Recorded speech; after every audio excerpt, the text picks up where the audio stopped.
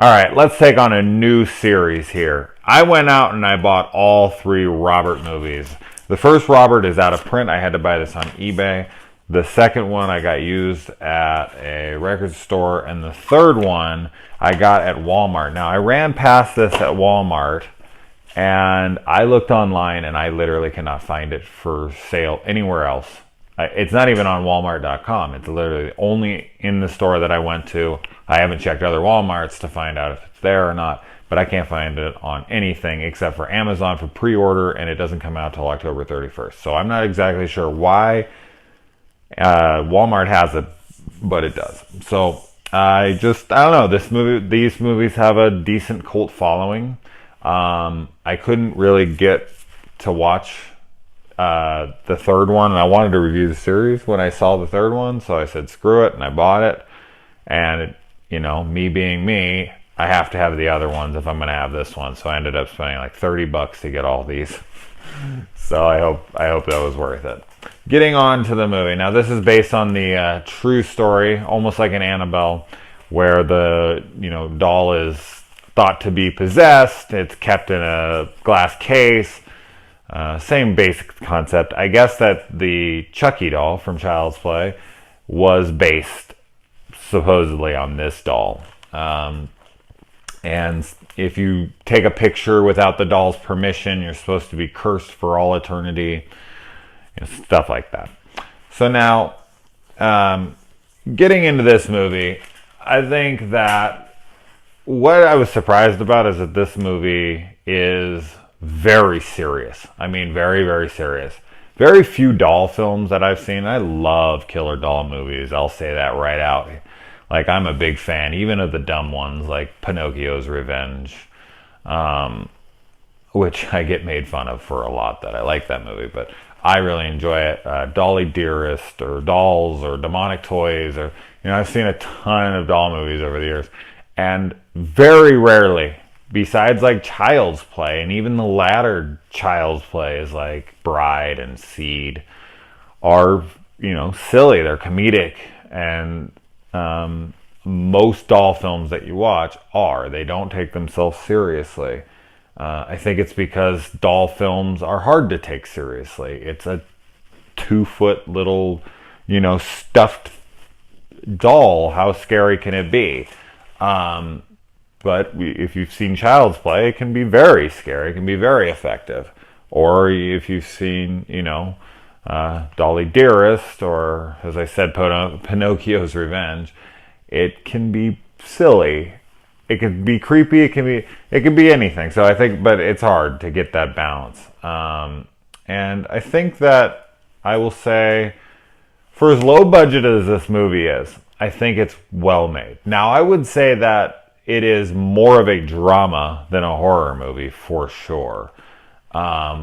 Very little Robert is seen in this film. This is mostly just a woman who's kind of on the brink of potentially, losing her mind. She seems to have mental problems that have been going on for years. The husband seems to never believe a fucking thing she says. It gets annoying throughout the film, but I don't know their history. Obviously, I don't know the backstory of them well enough to be like, okay, does this guy have legitimacy to discounting everything that she's saying? But he does it to such an extent that you're just like, come on, man. You got to listen to her a little bit. This is ridiculous. Now, I did enjoy the movie. I will say that. I think that it is a slow burn. It's a little meandering at times, so it does have a little bit of a pacing issue. But this is one of those films where I think that its low budget helps and hurts it. Like, there's certain aspects of it where it hurts the film, and then there's other aspects of the movie where it's like, well, because they didn't have the budget here, they couldn't just throw these things at you, so they had to find a way to be patient and let things build up and not show everything because they couldn't really. Now, there is a lot of similarities between this and Child's Play. Like, she finds footprints in the sugar, basically. And then the boy's talking to the doll at night, and the mom overhears it and comes in and is like, I heard I heard you talking to your doll, and the kid's like convinced. And there's a few other things. I'm not going to get into all of them, but there's like some blatant ones that you're like, okay, clearly the writer of this borrowed heavily. And this movie's one location. And the way that they now the story doesn't take place completely in one location.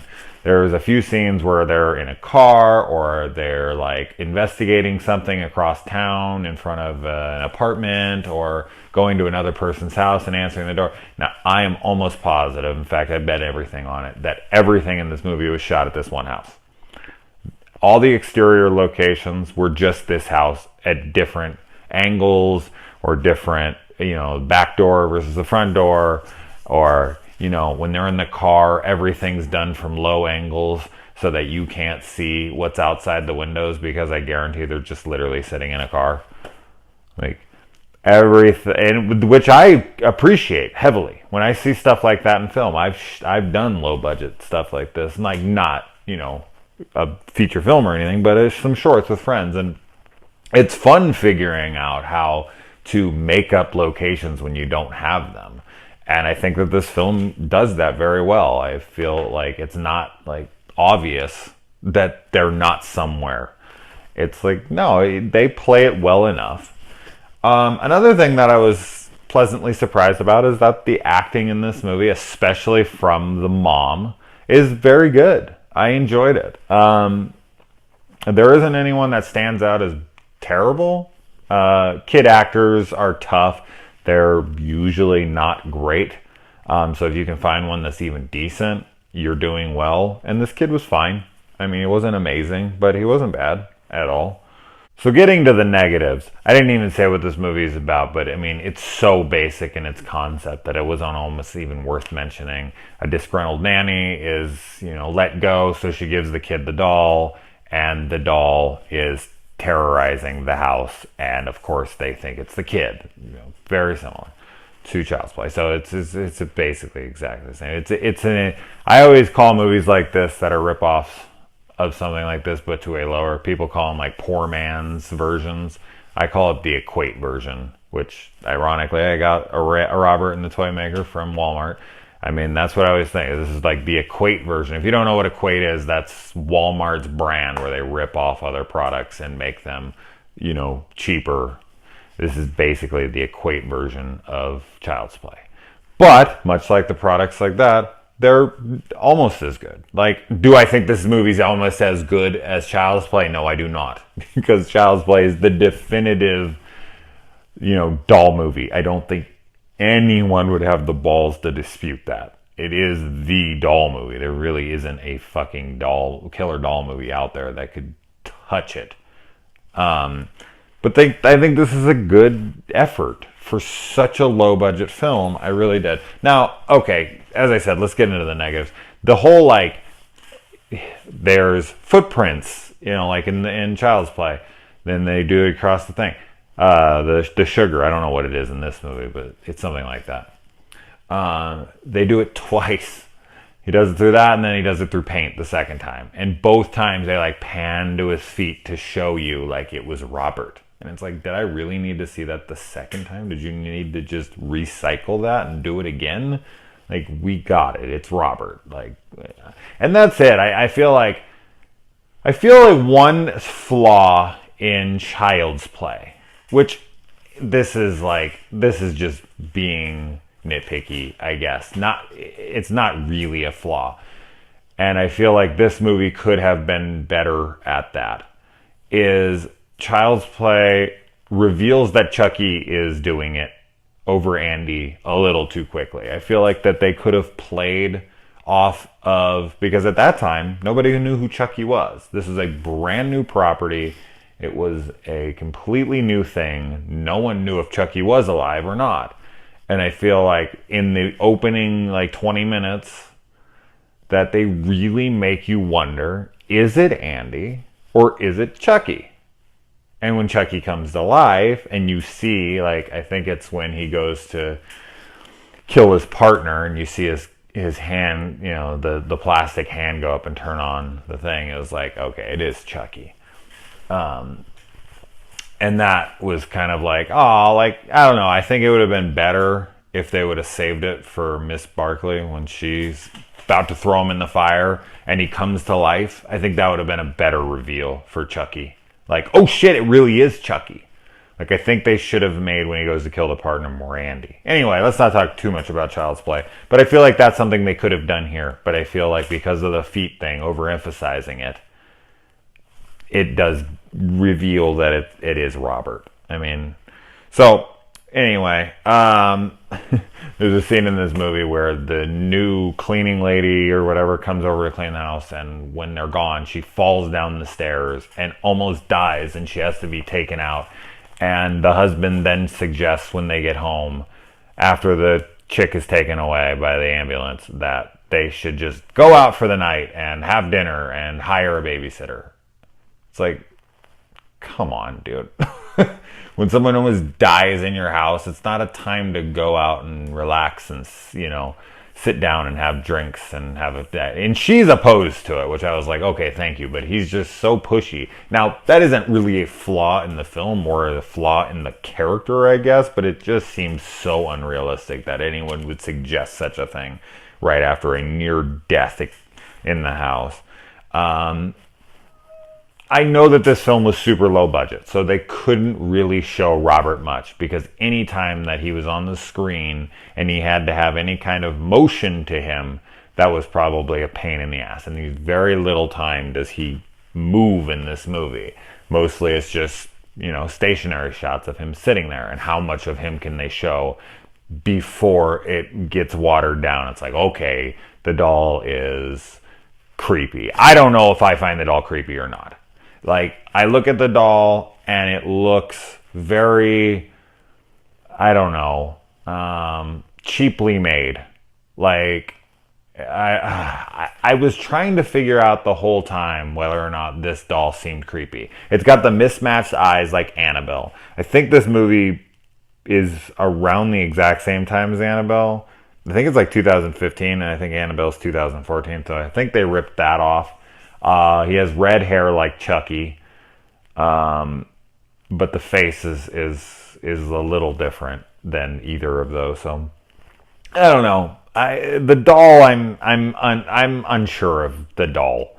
I think for now I will say that the doll just looks kind of cheap and silly.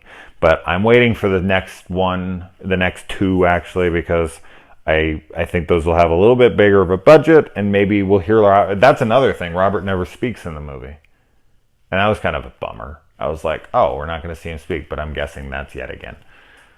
There wasn't a hell of a lot of tension in this movie, but there was some. I mean, I felt like they could have done it a little more, but God, with the budget, I kind of am willing to look past a lot of stuff that happened in this movie. So yeah, that's what I thought about the movie.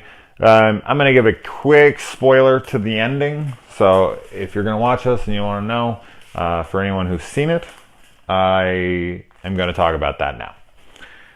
I don't know how I feel about the ending.